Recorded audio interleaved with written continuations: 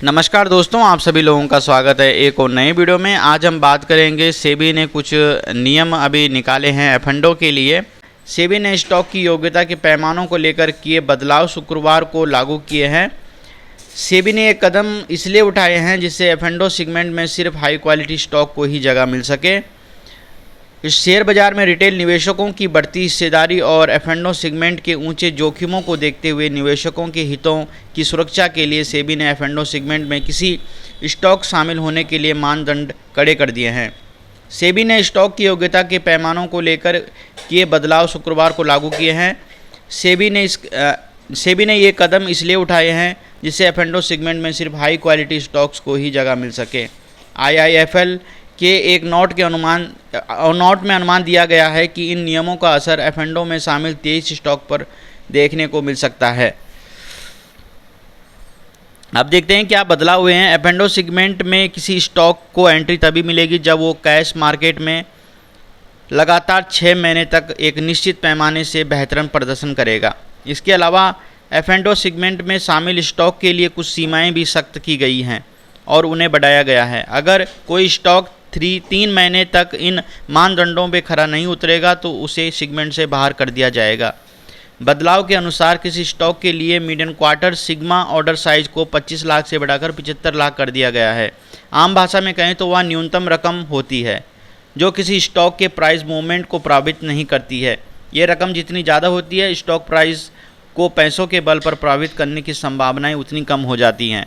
इसके अलावा market wise position limit को सीमा को 500 करोड़ रुपए से बढ़ाकर 1500 करोड़ रुपए कर दिया गया है। वहीं एवरेज डिलीवरी वैल्यू 10 करोड़ रुपए से लेकर 35 करोड़ रुपए कर दी गई है। ऐसे स्टॉक जो लगातार 3 महीने तक इन मानदंडों पर खरे नहीं उतरेंगे उन्हें डेरिवेटिव सेगमेंट से बाहर कर दिए जाएंगे और उन्हें अगले 1 साल तक एफ&ओ सेगमेंट में फिर जगह नहीं मिलेगी। ये नियम तुरंत प्रभाव से लागू हो गए हैं। हालांकि सेगमेंट में मौजूदा स्टॉक को नियमों के मुताबिक ढलने के लिए 6 महीने दिए गए हैं। अब ये देखते हैं कौन से वो स्टॉक हैं जो बाहर हो सकते हैं। IIFL अल्टरनेटिव रिसर्च ने अपने एक नोट में कहा कि सेबी ने प्रस्तावित नए एफ&ओ स्टॉक एलिजिबिलिटी क्राइटेरिया को लागू कर दिया है।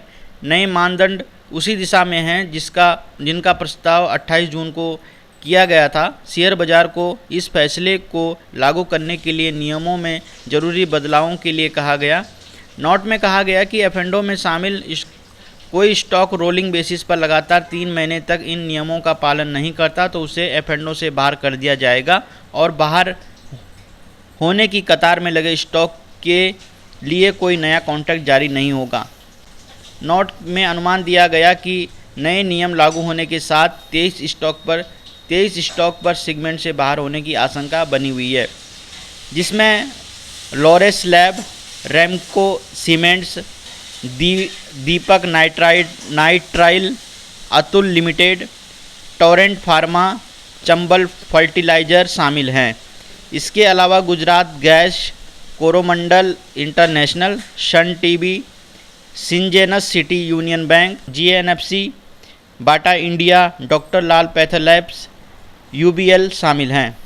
दोस्तों, ये 23 स्टॉक थे जिन पर अभी खतरा मंडरा रहा है। ये थी दोस्तों सेबी के द्वारा दी गई न्यूज़। अगर आपको वीडियो पसंद आई हो प्लीज़ लाइक करना, शेयर करना, चैनल को सब्सक्राइब करना। जय माता दी।